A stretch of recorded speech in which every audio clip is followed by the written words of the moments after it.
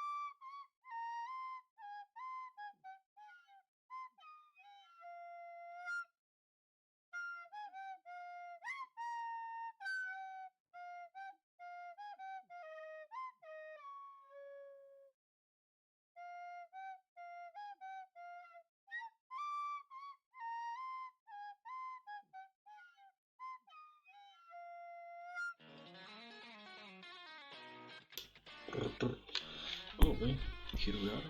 Now let me set up here the book. No, I am too up. It was 64, wasn't it? It was 64. Here 64. Yes. The guru said I have prevented him. Yes. Well. Okay, here it is. I have found it. Now let me. I don't think I have chat today. This is such a quality stream. Anyways, transition to here, here, here. Let me move this over here. Or wait, I can kind of fit it over here. Right? I can somehow. Wait, let me give me a second, I'm trying to tinker the possibility of watching the chat. Stop. Let me place it over here, yes. Make it a little bit bigger. Make it a little bit bigger over here. Yes. And even tinier. How tiny it needs to be, God. Wait, no. Aha. Here. Let me place it over here. There it is. So now we are back to. We left it on. Oh, mind you. Yes. We need to go back to this. I have been neglecting the book for a kind of a long time, so sorry if. Wait, there it is. I don't know who was I grabbing the microphone before, but it should be fine now. As I was trying to say, I don't know where we really left it. Well, where no, rather how.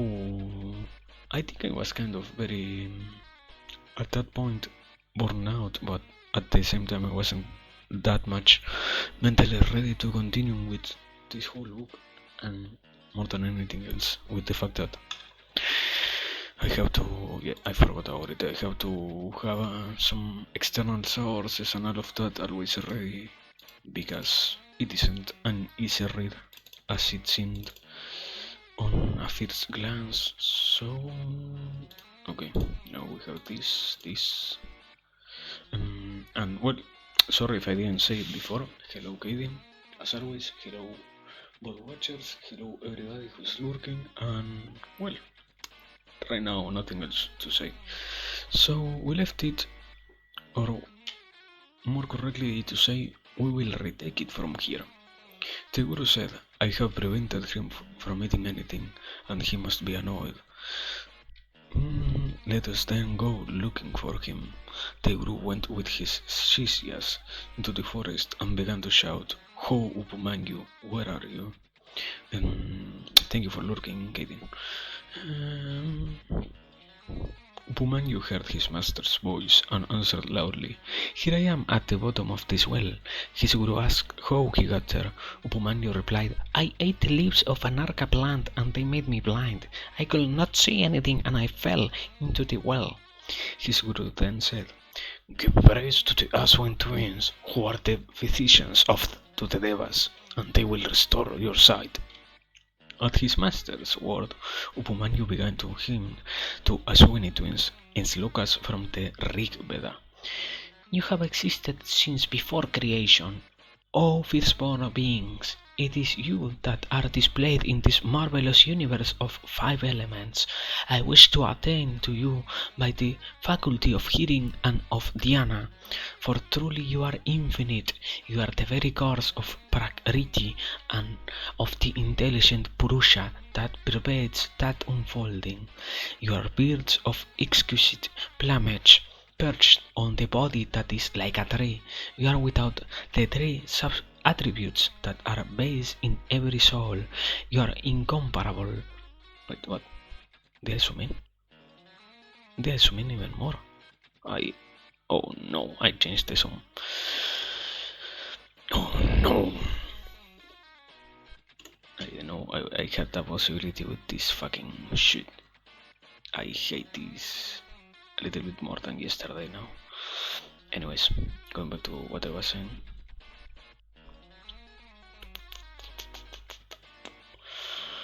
Your birds of exquisite plumage perch on the body that is like a tree. You are without the 3 attributes that are based in every soul. You are incomparable. Your spirit is in every created thing. You pervade the universe. You are golden eagles. You are the divine essence into which all things dissolve. You are free from faults and know no decay. Your beaks are beauty embodied and never strike unjustly. You are victorious in every battle. You are immortal and prevail over time. Having created the sun, you wave the wondrous cloth of the years with the white thread of day and the black thread of night, and with the cloth woven you have established 2 ways of karma, one for the devas and the other for the Pitters. You see the bird of life, seized by time, which has the strength of the infinite Atman, free, and deliver her to endless joy. They that are plunged in ignorance, deluded by the senses, think of you, who transcend matter and its attributes, as having form 360 cows that are 360 days, produce 1 calf between them, the year. That calf creates and destroys all things. Seekers of truth, treading myriad paths, draw the milk that is true knowledge from the calf. O Aswins, you are the creators of that calf. The year is just the hub of a wheel to which 720 spokes are attached, days and nights. The circumference of this wheel of 12 months is endless. The wheel is full of delusions and knows no decay. It affects all creatures of this and the other worlds. Aswins, you set this wheel of time in motion. Here. The wheel of time in the year have a nave of 6 seasons. The spokes attached to that nave are 12, the signs of the zodiac. This wheel of time manifests the fruits of all karma. The devas who rule Kala abide in the wheel. O Aswins, I am bound by the misery of the wheel. Liberate me from the wheel of time. Aswins, you are this universe of the Panchabhutas. You are the objects that are enjoyed in this and in the next world. Set me free from the 5 elements. True, you are the supreme Brahman, yet you move over the earth with bodies and forms, enjoying the pleasures that the senses afford. In the beginning, you created the 10 cardinal points of the universe. Then you set the sun and the sky on high. The rishis performed the yagnas by the movement of the same Surya, and the devas and men as well, according to their svadharma, performed sacrifices and enjoyed the fruit of those rites. You mix the three colors and produce all that is seen. From these creations, the universe issued, in which the devas and men perform their svadharma, and indeed all creatures receive life. Aswins, I worship you. I also adore the Akasa which you made. You are the bestowers of the fruit of karma, the laws of which bend even the devas, yet you yourselves are free from the results of whatever you do. You are the father and the mother of us all. As male and female, you consume food, which then develops into life-creating seed and blood. The newborns drink and at its mother's breast. You take the shape of the infant. O Aswins, return my sight to me that I might protect my life. The twin Aswins appeared and said, "Where, please? Here is a sweet cake for you. Eat it." Upumanyu said, "Your words, O Aswin, have never proved untrue, but I cannot eat your cake without first offering it to my guru." The Aswins now told him, "Once your guru invoked us just as you have, we gave him a cake just like this one, and he ate it without offering it to his master. Do as your master did." Upumanyu said to them, "Aswini Devas, I beg your forgiveness, but I cannot eat your cake without first offering it to my master." The Aswins now said, "Oh, we are pleased by your guru Bhakti. Your master has iron teeth for eating the cake without offering it to his guru. You shall have teeth of gold, your eyes will see again, and great fortune will attend upon you." With this blessing from the Aswins, Upumanyu recovered his sight. He came before his master and, saluting him reverently, told him all that had happened. His guru was pleased with him and said, "You shall have sorry, you shall have great fortune, as the Aswin have said. The Vedas shall illumine you, and all the what the fuck? Dharmashastras. Okay. Sorry. The Vedas shall illumine you, and all the Dharmashastras." This was the trial of Upumanyu. Then Hauma called his third Shishya, Veda, and said to him, "Veda, my son, stay a while in my house and serve your guru. You will gain from it." Veda readily agreed, and remained in his master's house, serving him and his family like an ox bearing its master's burden. He suffered heat and cold, hunger and thirst, always without a murmur of complaint. Before long, his guru was satisfied and blessed Veda to have good fortune and universal knowledge. This was the trial of Veda. Taking his guru's permission, when he had finished his tutelage, Veda left his master's house and entered Grihasthasrama, became a householder. In his households he had 3 Sishyas, but he never treated them harshly, or had them obey him unquestioningly, or perform rough tasks for him, but was the kindest master because of his own difficult experiences in his guru's house. The 2 Kshatriyas, Hanamehaya and Paushya, came to this Veda's home and asked him to be their Upadhyaya, their spiritual guide and mentor. One day, when he had to go out on some work, Veda told one of his disciples, Utanka, to take charge of his household. And how the fuck do I talk with Veda voice? Taking into account he's a very serious character, something like Utanka said, "Vera, you must do whatever needs to be done in my home without neglect, even as I would." And he set out on his journey. Utanka began living on his guru's house and was heedful of his master's command in every particular. One day, the woman of the household came to Utanka and said, Woman, okay. Utanka, your mistress is in her fertile time. Your master is away, and it falls to you to take his place. Utanka said to the woman, I cannot do this as you woman's bidding. My guru did not tell me to commit a sin. After a while, his guru came home, and when he heard what had happened, Veda was pleased. He said, Utanka, my child, what boon do you want from me? You have served me faithfully, and my affection for you has grown. You may live now, and let your every wish come true. Utanka said, let me do something for you, Guru, for I have heard told of the masters who teach without receiving dakshina and the shishya who receives instruction without giving dakshina. That enmity springs up between them, and one of them dies. You have taught me, and I must give you some Guru dakshina. His master replied, Utanka, my son, wait a while. And wait, what? Here. Some days passed, then Utanka again asked his master, command me, Guru, what dakshina shall I bring for you? His Guru said, Dear Utanka, so often you have asked me what dakshina I want from you for what I taught you. Go inside then and ask my wife what you should bring as dakshina. Bring whatever she says. Utanka went to his master's wife and said, Mistress, my guru has given me leave to go home, and I want to give you something as dakshina for the instruction I have received, something that will please you, so that I do not live with a debt to my guru. I beg you tell me what dakshina I should give you. His guru's wife replied,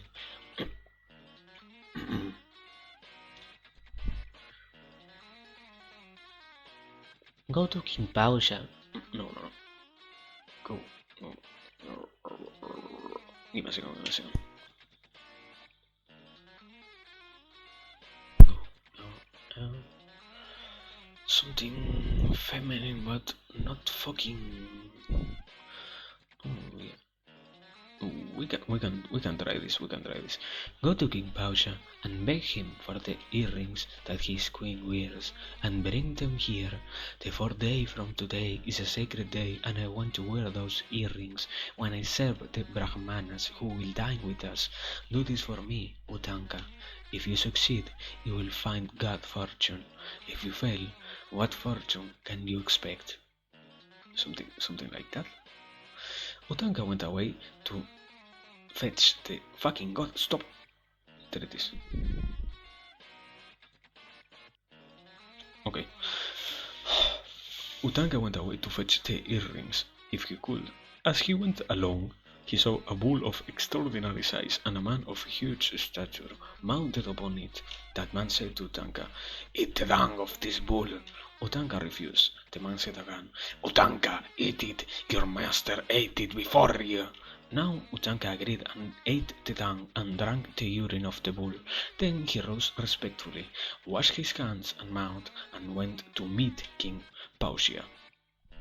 Arriving at the palace, Utanka saw Pausia. Wait, what? Utanka saw Pausia upon his throne. Utanka approached the king and greeted him by pronouncing formal blessings over him. He said, I have come to you as a supplicant. A fucking king's voice. King Pausia returned Utanka greeting and asked, Brahmana, what can I do for you? Utanka said, I have come to beg a pair of earrings for my guru's wife, to be my dakshina to my master. I ask you to give me the earrings that your queen wears. King Pausia replied, Go, Utanka, into the Antapura and ask the queen for the earrings. Utanka went into the harem, but he could not find the queen. He came back to the king and said, It is not right that you treat me deceitfully. Your queen is not in the Antapura. I could not find her there. The king thought a moment, then said, Recollect, Brahmana, whether you have defiled yourself with something that you ate or drank on your way here. My queen is a chaste wife and cannot be seen by anyone who is sullied from partaking of leftovers. She will not appear before someone that is impure. How the fuck do I know? Okay. Anyways, Utanka now thought for a moment and said, "Yes, it must be. Being in a hurry, I must have performed my ablutions while standing." Ablutions? Ablutions is a word. Ablutions? Are we sure about that? Anyways, King Pasha said, "You cannot purify yourself properly while standing, not even while you are on a journey." Utanka agreed. He sat down facing the east and washed his face, hands and feet thoroughly. Then, without making a sound, he thrice sipped clean water, free of froth and dirt, and not warm, in a chamana. Just enough to reach his stomach, and he wiped his face twice. He touched the apertures of his organs with pure water. Having stop, having done all this, he went to the queen's. Wait, it isn't hard. Please, let me read. Okay, here. Having done all this, he went to the woman's quarter again. Now he saw the queen. As soon as the queen saw him, she greeted him respectfully and said, "Welcome, Brahmana. Tell me, what can I do for you?" Utanka said, "Give me your earrings. I wish to give them to my guru's wife, as my dakshina to him." The queen was pleased with Utanka's deportment and his intentions. She felt that he was deserving of this charity, and immediately took off her earrings and gave them to him. The queen said, "Takshaka, the Serpent King, has always coveted these earrings, so be careful. Anyways, so be careful how you go with them." Utanka said to the queen, "Lady, do not worry. Takshaka cannot catch me." He took solemn and grateful leave of the queen and went back into the presence of Pausia. Utanka said, okay, Pausia, I am gratified." Pausia said to Utanka, "Someone truly deserving of Dana comes along once in a rare while. You are a worthy guest, a qualified Sadasya, and I want to conduct a Sraddha. Stay a while with me." Utanka replied, "I will stay, but I beg you to have the food for this Sraddha fetched quickly." The king assented readily and began to entertain Utanka as the Atithti for his Sraddha. Utanka saw that the food set before him had hair in it and felt that it was cold and deemed it unclean. He said to Pausia, "You have given me unclean food and you will go blind for it." Pausia retorted, "And because you say that clean food is unclean, you will have no children." Utanka rejoined, "It does not become you to curse me back after offering me unclean food. Look for yourself." Lucia looked closely at the food and found that it was indeed unclean, being cold and mixed with hair, because it had been prepared by a woman with long braids. The king sought to pacify Utanka. "Brahmana, the food set before you is indeed cold, and does contain hair. It was prepared without proper care, and I beg you, forgive me. Let me not become blind." Utanka replied, "What I say must come to pass. However, though you go blind, you can recover your sight soon, provided your curse does not affect me."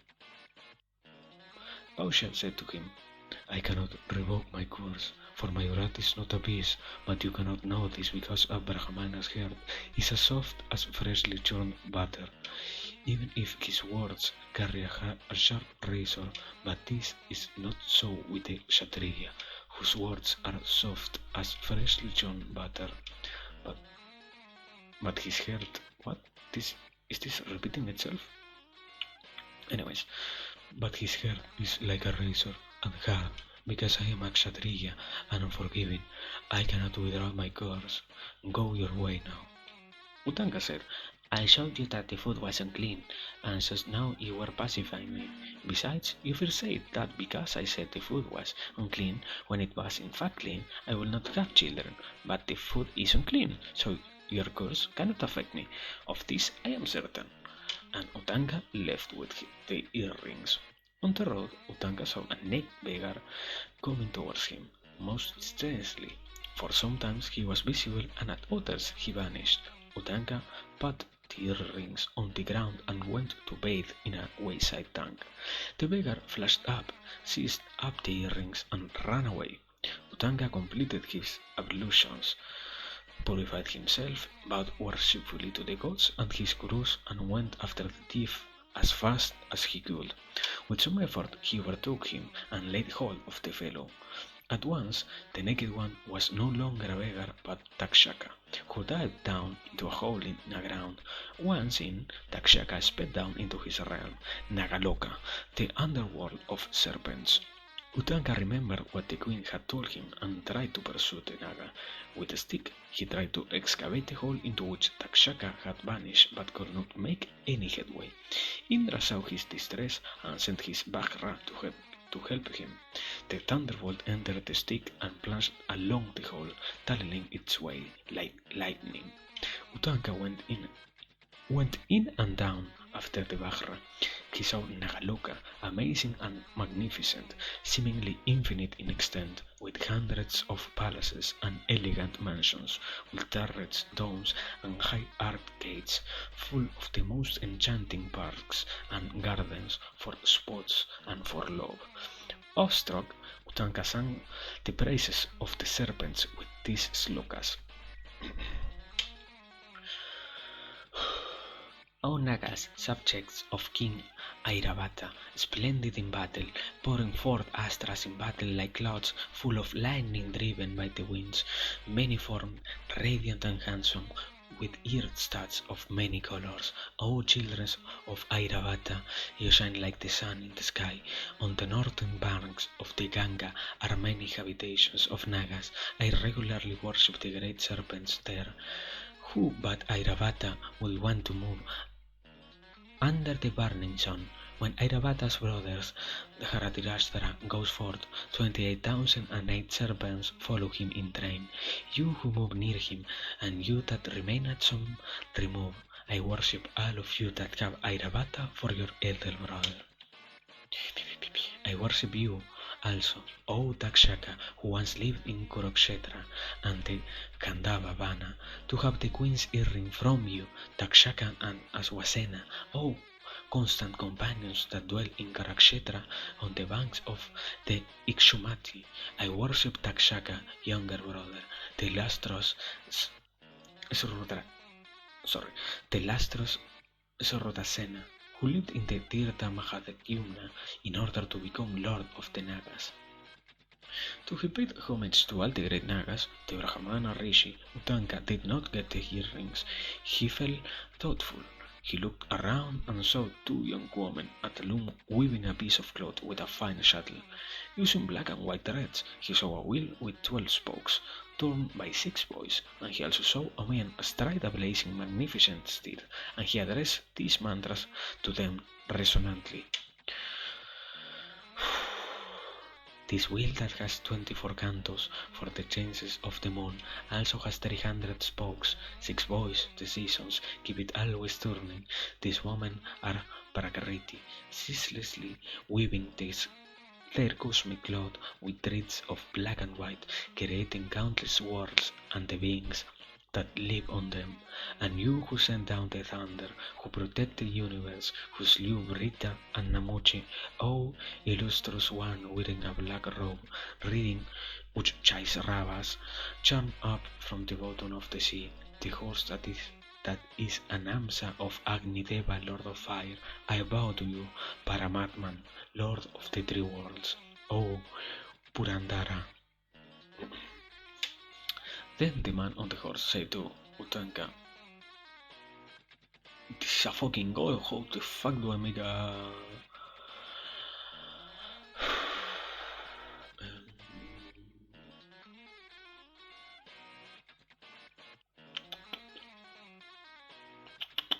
Let me think for a second.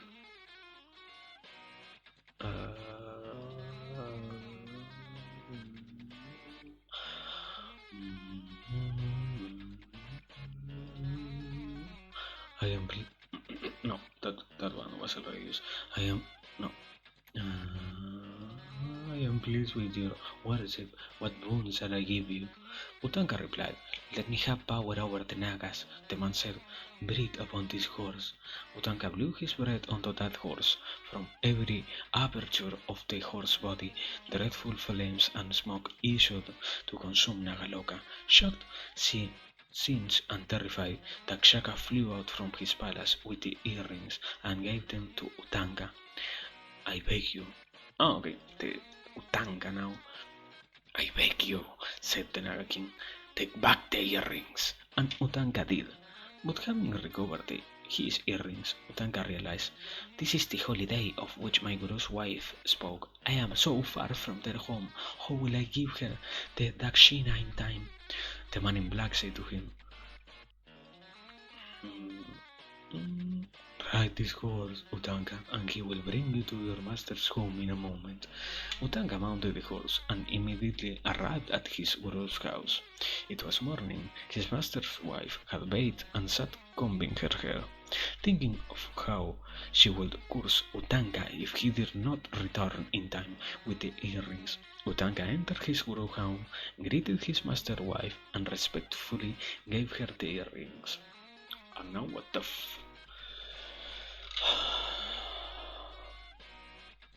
I really don't remember which voice the master's wife voice was. Anyways, here. Okay, sorry for distracting myself. Something had fallen and I had to pick it up. I was here. Greeted his master's wife and respectfully gave her the earrings. Utanga, she said, delighted, you have arrived at the right time in the right place. Welcome, my child. You have done what you set out to do, and I will not curse you. Good fortune is written for you. Let all your wishes come true and success attend your every endeavor.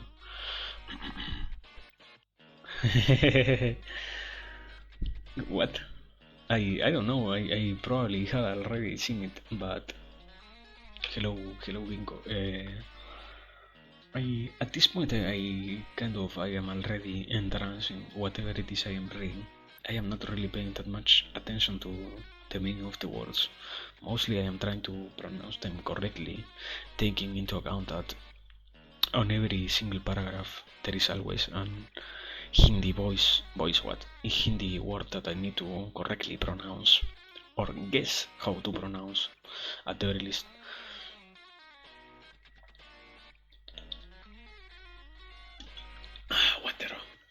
What anyways, if you were to stick, there might be some Fortnite appearing very soon. Utanga went to his guru. His master said, welcome, where were you all these days? Utanga replied, Master, Takshaka kept me from returning sooner. I had to go to Nagaloka, where I saw two women at a loom, weaving a fabulous cloth with black and white threads. What was it? I also saw a wheel with 12 spokes turned endlessly by 6 boys. What did that mean? Who was the man that I saw mounted upon the horse of awesome size? And while I was on the road, I saw a man mount on a gigantic bull. He said affectionately to me, Utanga, eat of the dung of this bull, which your guru also ate. So I ate the bull's dung. But who was the man? I beg you, enlighten me about all this. His guru said to him, oh my fucking god. The two young women you saw are Data and Vidata. The black and white threads are nights and days. The wheel of 12 spokes was the year, and the boys that turned it the 6 seasons. The man was Parhangya, lord of rain, and the horse was Agni, the fire god. The bull on the road was Airavata, lord of elephants. The man riding the bull was Indra, and the dung of the bull which you ate was Amrita, which saved you from certain death in Nagaloka. Indra is my friend and showed you favor. That is how you have come back safely with the earrings. Good child, I give you leave to go now. You will find fortune. With his guru leaves and blessing, Utanga went grimly toward Hastinapura. Anger stirred his heart, and he wanted to avenge himself on Takshaka. The excellent Brahmana soon reached Hastinapura. Utanga came into the presence of Rajahanamihaya, who had returned victorious from Takshashila some days ago. Utanka saw the triumphant king surrounded by his ministers. He blessed them all formally. Utanka spoke to the king at an opposite moment, in fine language and a... What the fuck? Mellifluous? What is this? What? Mellifluous voice? Okay, mellifluous voice. Whatever it is. A mellifluous voice.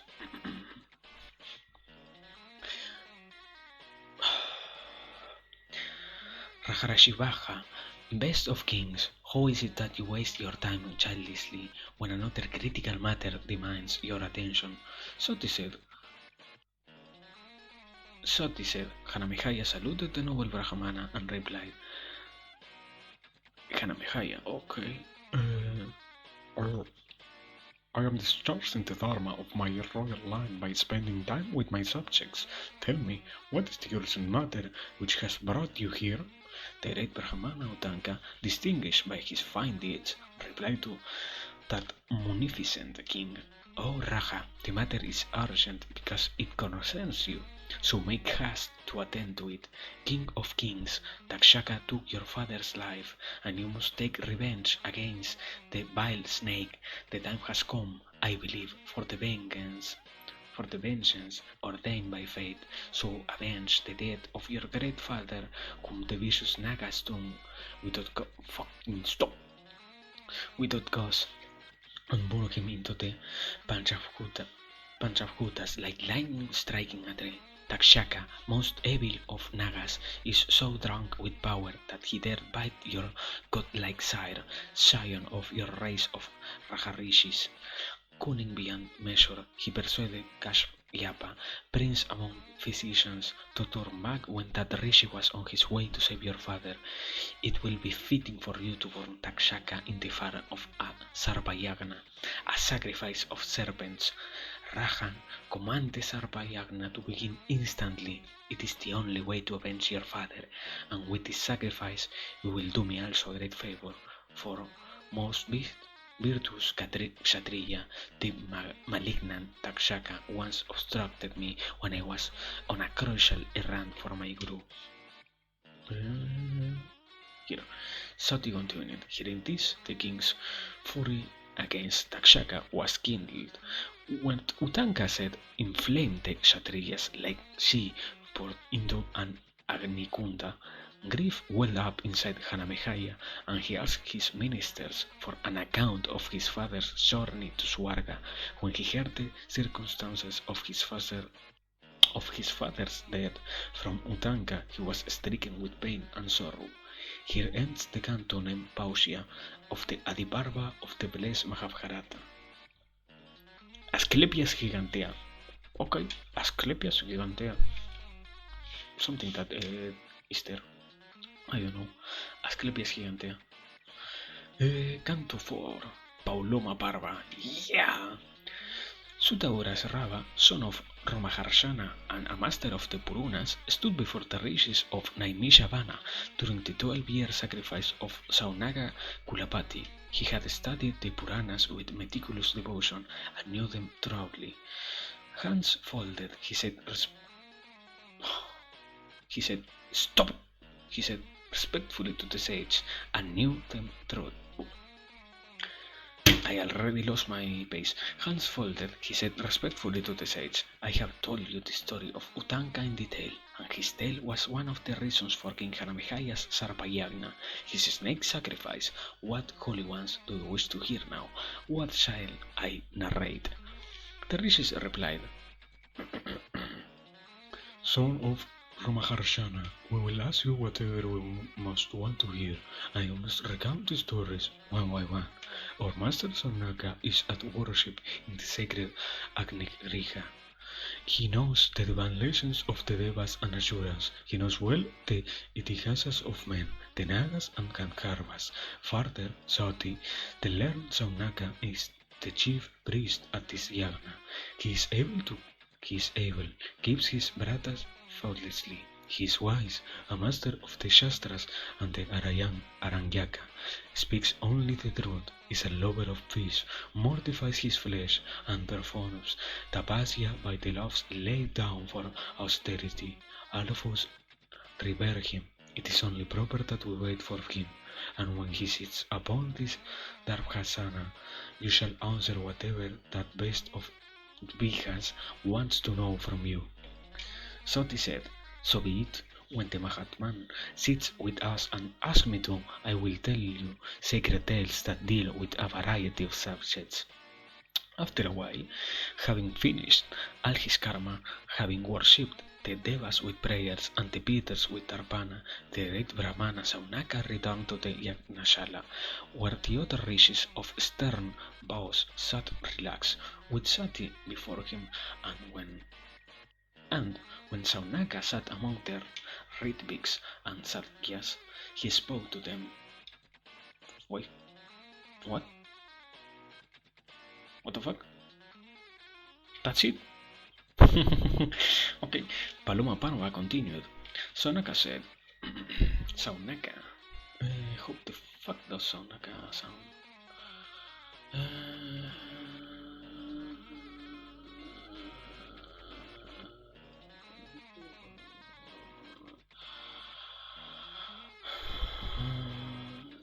Give me a second. Child, son of Ramharshana, your father studied all the Puranas and the Mahabharata with Krishna Dvaipayana. Have you imbibed them as well? Those ancient chronicles contain fascinating stories and the history of the first generation of rishis, all of which we heard from the lips of your father. First of all, I want to hear the history of the race of Vrigu. Recount the lineage, and we will listen carefully to. and we will listen. Sorry, what the fuck? I can't pronounce that properly. We will listen carefully to you. Sati said, I have learned everything that the noble Brahmanas of all Vaisampayana among them once studied and recounted. I have gleaned all the knowledge that my father possessed, O scion of the race of Rigu. Listen to everything that relates to that lofty race, honored by Indra and all the Devas, by the tribes of Rishis and Maruts. Mahamuni, first of all, I will relate the history of this clan as told in the Puranas. The blessed Maharishi Marihu, we are told, was created as Swayambhu, what the fuck? Swayambhuva Brahma from the Agni during the sacrifice of Varuna, and Bhrigu had a son named Shyavana, whom he loved dearly. Shyavana had a virtuous son called Pramati. Pramati had a son named Ruru by Hritachi, the Apsara, and to Ruru, by his wife Pramadvara, was born a son named Sunaka. He, O Sunaka, was your great, exceptionally virtuous ancestor. He was devoted to Sannyasa, had wide renown, was proficient in Dharma, and preeminent among those that knew the Vedas. He was honest and self-controlled. Saunaka said, Oh, son of... No, Saunaka. Oh, son of Sutta, why was the illumined son of Rigu called Chayavava? No, Chavana. Tell me. Sati answered, Brigu had a wife named Pauloma, whom he loved. She became pregnant by him. One day, while the chaste Pauloma was in that condition, Brigu, foremost among those that are true to their dharma, left her at home and went out to perform his ablutions. At that time, a Rakshasa, whose name was Puloma, okay? At this time, a Rakshasa, whose name was Puloma, came to Rigu's as Rama. Entering, the Rakshasa saw Rigu's irreproachable wife and was filled with lust. Quite losing his reason on seeing her, the beautiful Paloma entertained the Rakshasa with roots and fruits of the forest. The Rakshasa, aflame, was so delighted with Rishi, he decided to carry her away, who was so pure and faithful. I shall have what I want, said the Rakshasa, and seizing the beautiful woman carried her away, and it was true that her father had once betrothed her of the lovely smile to the same Rakshasa. Though later he gave her to be Rigu's wife, with Vedic ritual. O Saunaka of the race of Varrigus, this heart rankled deep in the Rakshasa mind, and he found the moment now to abduct her. The Rakshasa saw the Agnishala in which the sacred fire always burned bright, and he asked the fire god, the blazing elemental. Which word did I use? Which voice? Uh, I think it was something like this. Tell me, O Agni, whose wife this woman is. You are the mouth of the Devas. You must answer me. Was this woman with skin soft as petals not first offered to me by her father? And did I not accept her, but then her father married her to the deceitful Rihu? Tell me truly if this beautiful woman is indeed the wife of Rihu, because I have found her alone today and mean to take her from this asrama by force.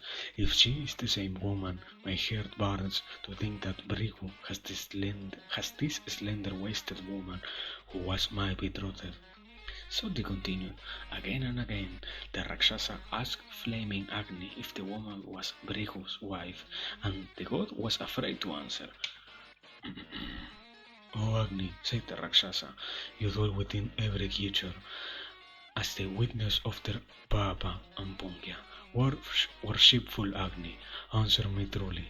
Has Brigu not stolen the woman that I chose to wed my wife? Tell me truthfully, having been given first to me, is she not rightfully mine? When I have your answer, I will carry her away from this asrama, even before your eyes of fire. So answer me with the truth. Sati continued. Sati, who the fuck is Sati? Anyways, the seventh, I think Sati is who is relating this story. I think the seven-flamed Deva listened to the Rakshasa and was dismayed, being afraid to tell a lie and equally afraid of being cursed by Vrigu.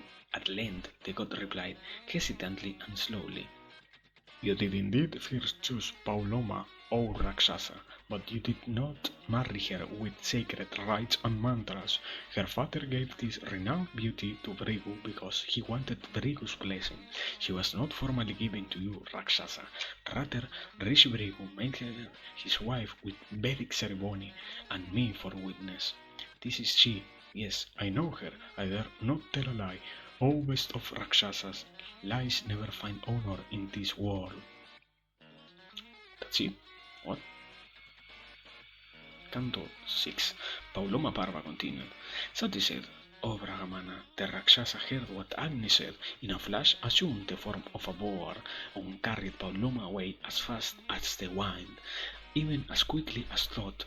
It was then that Brigu's son, lying in his mother's womb, was outraged by the violence and fell out of her body.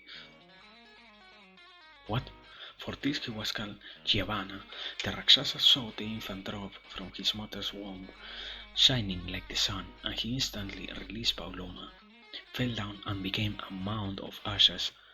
And the beautiful Pauloma, grief-stricken, O Brahmana of the race of Rigu, took up her child, Giovanna, the son of Rigu, and walked away, and Brahma, the grandsire, Pitamaha of all, saw her, the blameless wife of his son, weeping pitiably, and Brahma comforted her. Seeing how she loved her baby, the tears that streamed down Pauloma's face became a great river, and that river followed the Maharishi's Brigu's wife. And the Pitamaha of the worlds saw that river flowing after Pauloma, and he called it Badhusara, and it flowed beside the asrama of Giovanna, her son. This was how Giovanna of Great Tapasya, the son of Rigu, was born.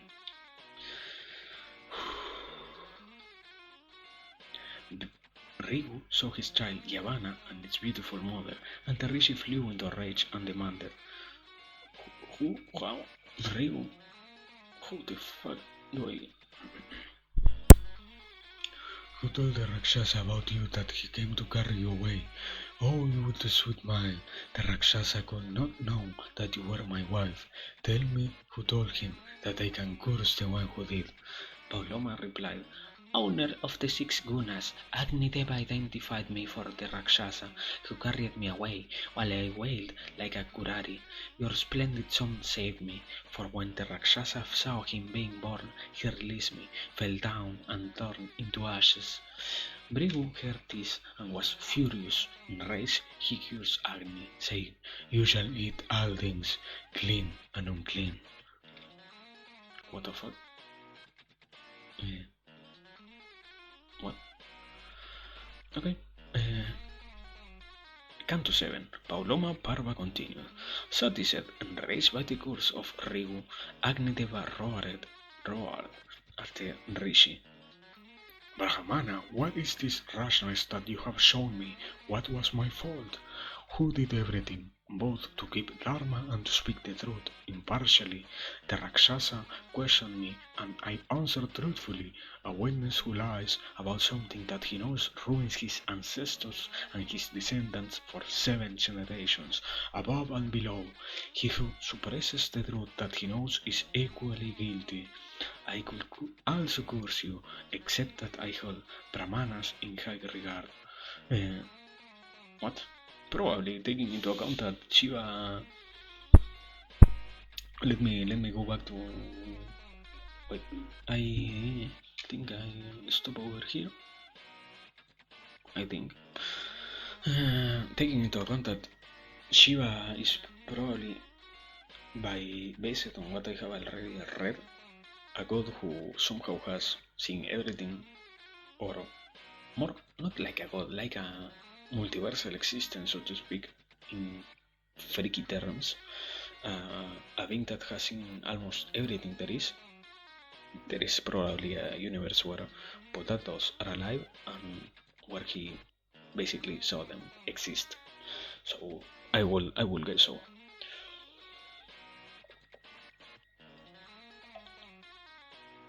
Or well, I think Shiva, if I'm not wrong, Shiva doesn't seize anything. Shiva is the one who is, based on the Indian religion, the one who is dreaming everything. So it is more correctly to say he has dreamed about a potato talking rather than anything else.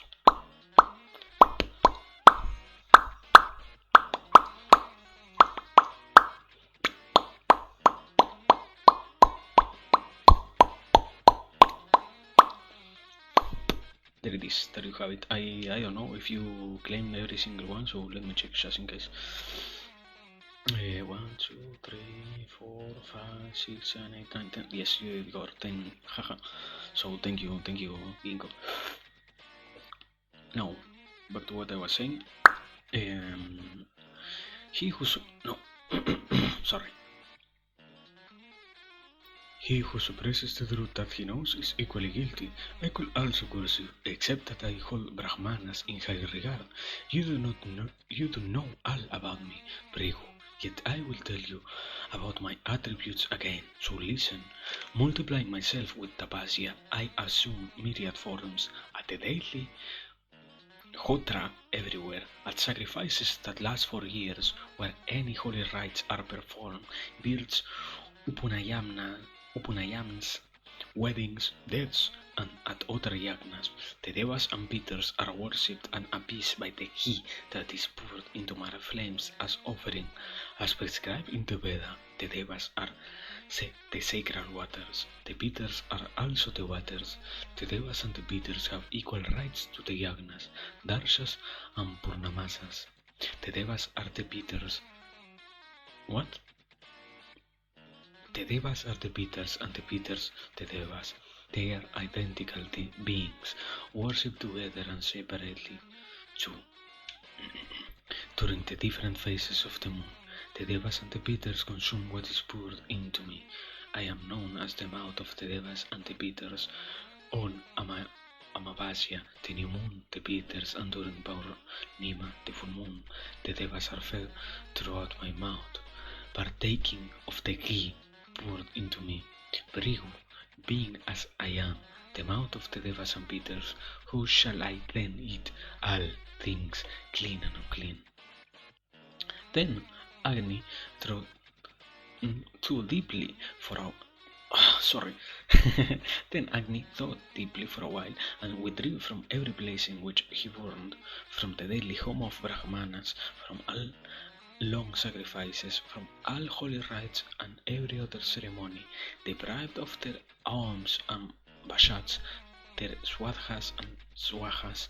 All the living were plunged in grief at losing their sacrificial fire. The panic-stricken rishis went to the gods and said to them, "Immaculate ones, that the worlds are in turmoil, that Agni has abandoned them, and they cannot perform their sacrifices anymore. We beg you, say what must be done without delay." The rishis and the devas went together to Brahma. They told him about Brigu's cures on Agni and how the fire god had withdrawn from every sacrifice and ritual. They said, "Master of Fortune, Brigu has cursed Agni to eat all things clean and unclean, but Agni is the mouth of the devas, and he fears partakes of every sacred offering. He drinks their sacrificial ghee. How can he consume all things clean and unclean?" The creator of the universe heard them and summoned Agni. Gently, Brahma said to Agni, who was also the creator of all and immortal. At this point I think I haven't done the Brahma voice, and I am. It is funny to think that I need to do a fucking god voice.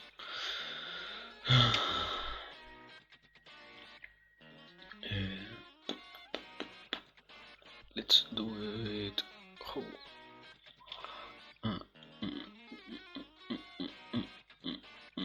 Well, meanwhile, while I keep thinking about which voice will Brahma have, let me drink some more water.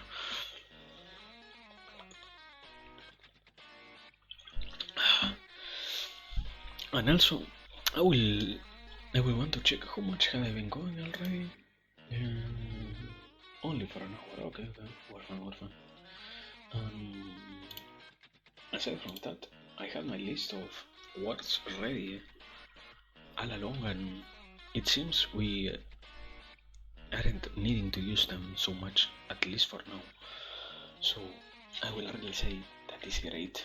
That is incredibly great compared to before, where I had to check every single time what almost anything meant. I am happy now.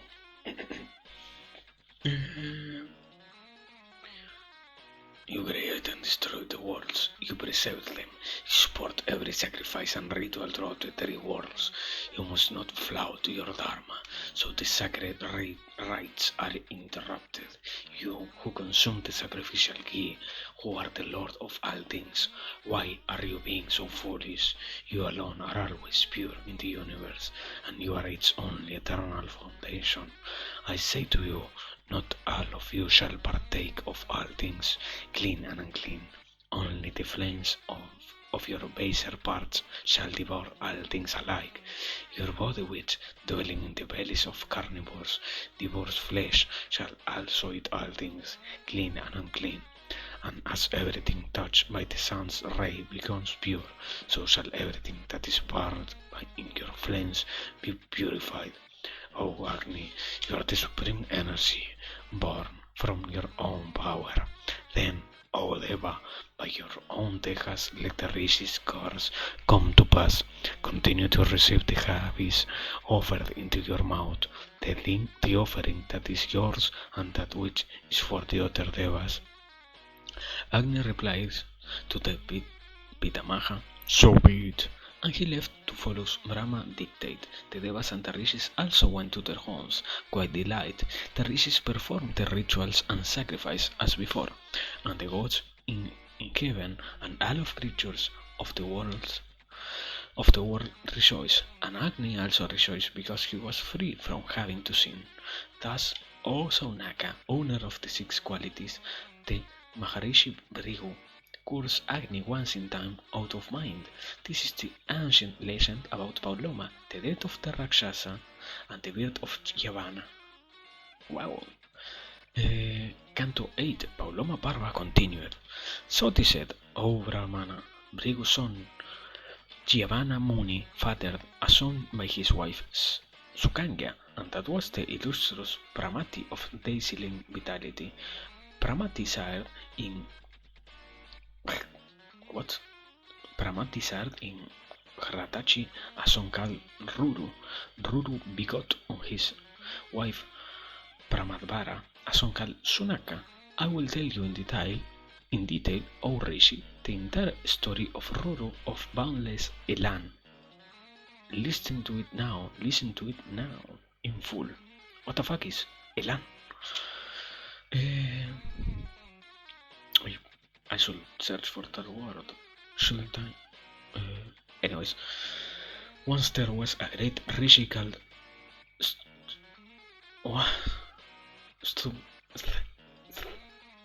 okay. Once there was a great rishi called Stulakesa of great Tapasya Shakti, Divyana and compassion towards all creatures. Brahmana Muni, this was the time when Vasu, king of the Gandharvas, is said to have enjoyed sexual relations with the celestial Apsara Menaka. Bhagarva. When her time came, Menaka delivered her child near the asrama of Stuhale. Fucking god. Menaka delivered her child near the asrama of Lakesa, abandoning the newborn baby on the banks of the river. O Brahmana, Menaka, who had neither pity nor shame, went away. The rishis through Lakesa of great Jnana found the infant lying forsaken in a lonely place on the riverside. He saw that it was a girl, bright as the child of an immortal, ablaze with beauty. Maharishi Stulakesa, foremost of Munis, was filled with compassion. He took the child and raised her. The exquisite child grew up in his holy asrama, and the noble and blessed Rishi performed all the sacred ceremonies for her. Beginning with the one that appeared as laid down in the divine Shastras, she excelled at all those of her sex in goodness, beauty, and every noble quality. So the Maharishi called her Pramadvara. The Pius Ruru once saw Pramadvaras in Stulakesa hermitage, and his heart was pierced by Kamadeva's arrow. He was stricken with love for her. True, what? I am like forgetting how to pronounce words, simple words at this point. We still have an hour to go. Yes, we still have a fucking hour to go. So let me take a simple break. Oh man, at the very least, yeah. So far, what I can really say is that it is interesting. I can really enjoy how it is developing. It really has its very low parts.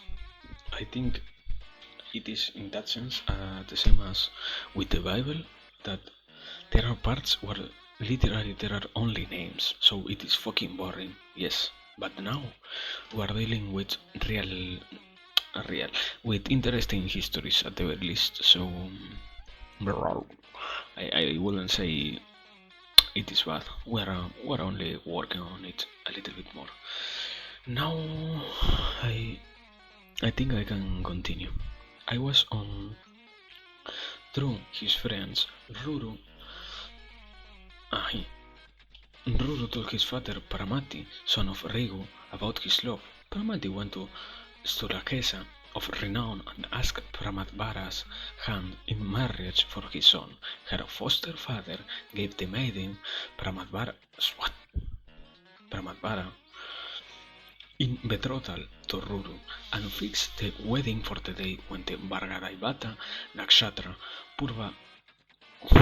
What the fuck? What? Anyways, and fixed the wedding for the day when the Vargadaivata Nakshatra Purva Falguni was rising. A few days before the one appointed for the wedding, Paramadvara was at play with her Sakhis, and her time come, stepped on a snake, which bit The lovely girl. She fell to the ground unconscious. Color drained from her face and all the vital signs of life fled her person, one by one, as she writhed in pain, her hair limp and wild. She who had been so beautiful and attractive in life was the very opposite in death's throes. Her companions could hardly bear to look at her. In a while, calm came over her face, and the red-waisted girl, quilled by venom, lay as if asleep. Now she was even more beautiful in death than she had been alive. Stulakesa and the other rishis of the forest came and saw her lying there bright as a golden lotus. Many noted brahmanas came to that place and they sat around the dead girl in pity and sorrow. Okay, names.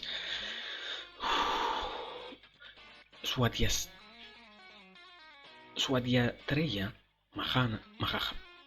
Mahahana, Shaushika, Sanghamekhala, Udalaka, Kata, and Swata of great fame, Haradwaja, Kaunakutsya, Arsh, Gautama, Pramati, his son Ruru, and other forest dwellers came there as the news spread, and seeing Pramadvara lying dead. I killed a mosquito, sorry. Seeing Pramadvara lying dead, her life quenched by the snake's poison, they sat there and wept. But Ruru could not stand the sight and stumbled away in agony. Agony, right? Okay. Canto 9. Pauloma Parva continued. Soti said, while the illustrious Brahmanas sat around Pramadvara's corpse, Ruru ran deep into the jungle and he sobbed aloud. He wailed out his grief. Thinking of his love, he cried. Which fucking voice did... I don't remember. At this point I don't remember. Anyways, it is a wailing voice, so I can make up with that. Oh shit, that was so beautiful and delicate lights unmoving on bare ground. What could be more dreadful for us who knew her? If I have been charitable, if I have been performed any tapasya, if I have ever revered and served my elders, let all my punya be spent in bringing my love back to life. If since my birth I have restrained my passions, get my bratas, let sweet Pramadvara rise alive from where she lies. While Ruru lamented the loss of his bride to have been, a messenger from heaven came to him in the forest, said the Divine One. O Ruru, in vain against time, blessed one, she whose days in this world have run out can never return. The mortal days of this daughter of Gandharva and Apsara are exhausted, so child, snatch your heart back from sorrow. Then he paused, before adding softly, but there are exceptions, and the gods have already provided one condition by which life might be restored to her. If you can fulfill that condition, you might have your Paramadvara back. Ruru asked, Messenger... Fucking god, what? What happened here? Ruru asked, Messenger from Swarga, what is the condition of the devas? Tell me in detail, that I might fulfill it. Ah, good Duta, save me from this grief. The divine messenger said to Ruru of Vrius clan, give up half your own life to her and Pramadvara shall live again.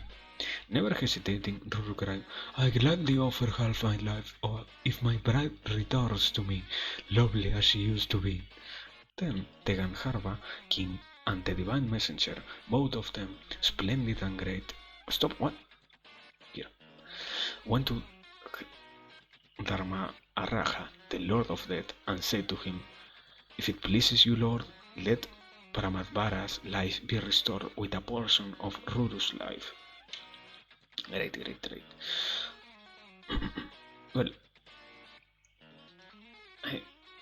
I was thinking, it is once again an incarnation of that, so something like Dharmaraja replied, Devaduta, messenger of the gods, if it is your wish, let Brahmadvara, Ruru's betrothed, live again with a portion of Ruru's life. Something like that, right? No, it was fucking Devaduta. No, don't tell me that I am already confusing. I might be too fucking tired. No, yeah, it was Dharmaraja. And who the fuck is Devaduta? Huh? What? Anyways, I don't know who Devaduta is. Anyways, even as Dharmaraja said this, Paramadvara of exquisite complexion rose from death as if from sleep, with a portion of Ruru's life. Of course, his offering would shorten Ruru's own life. On the auspicious day, their fathers joyfully married Ruru and Pramadvara with the proper rituals. The couple was devoted to each other.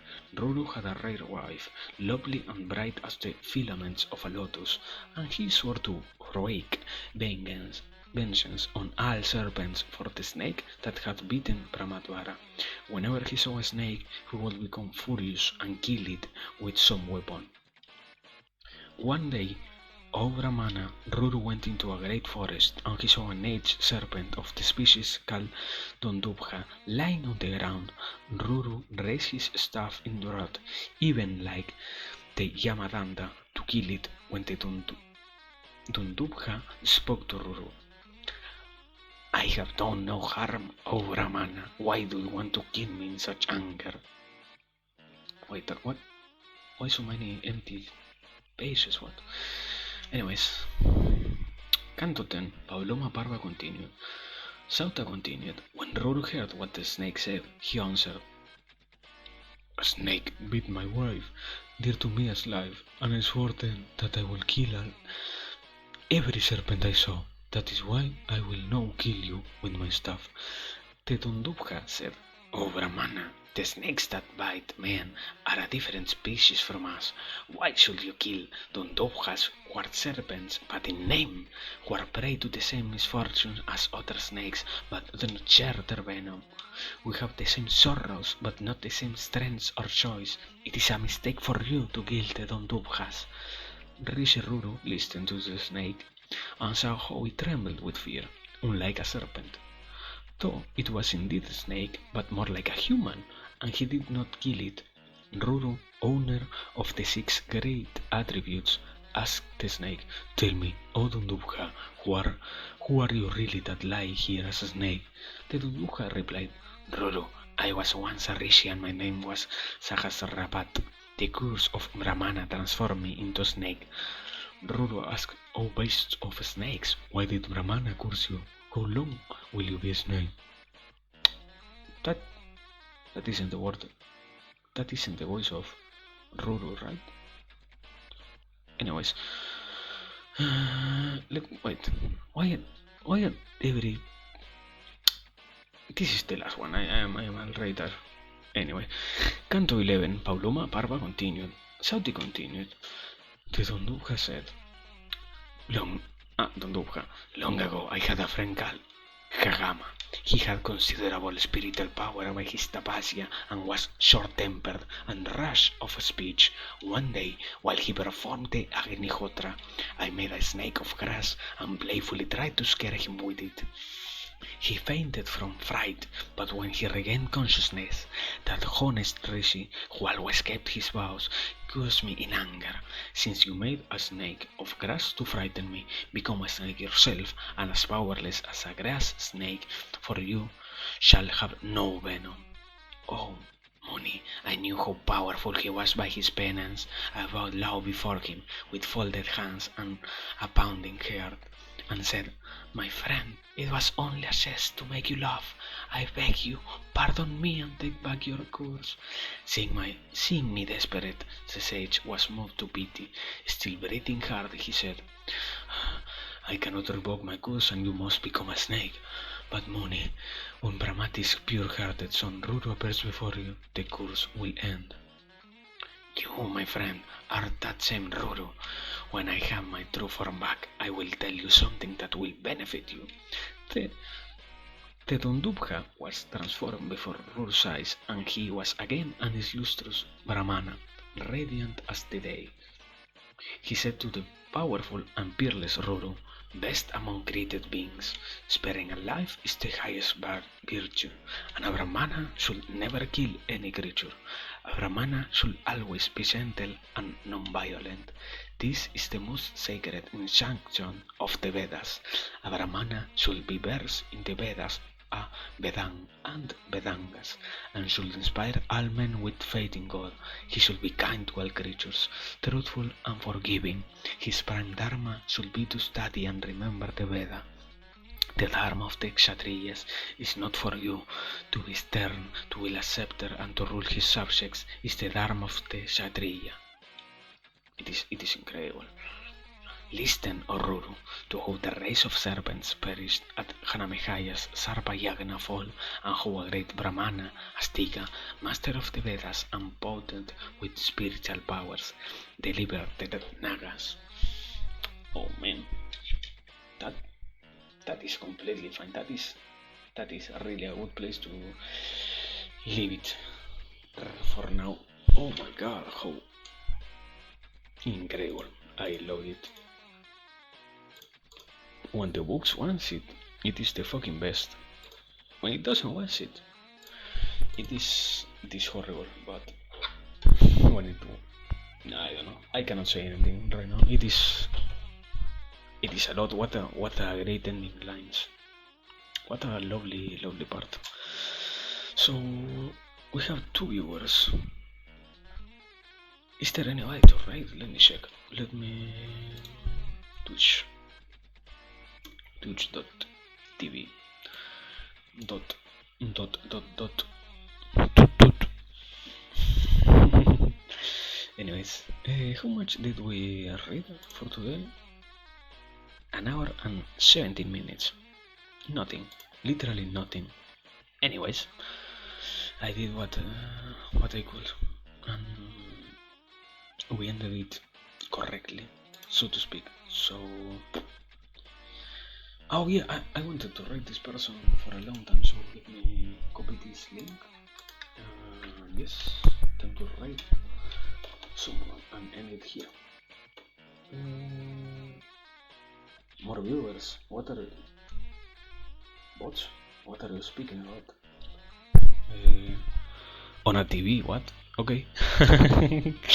Thank you. I guess. Thank you, Vinco. I don't know what to tell you. I hope you had a great time. I kindly know how hard it is for me to speak English, and even more this fucking complex English. So if you were able to endure that event, thank you.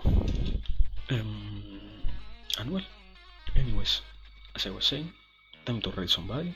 I am already fucking tired. Too many Hanamehaya and Papaya and Pingopaya. Too many fucking words. Time for me to go to sleep or something similar. Raid, yes. Did I make it correctly? Yes, there it is. Well, nothing else to say. Oh yeah, wait.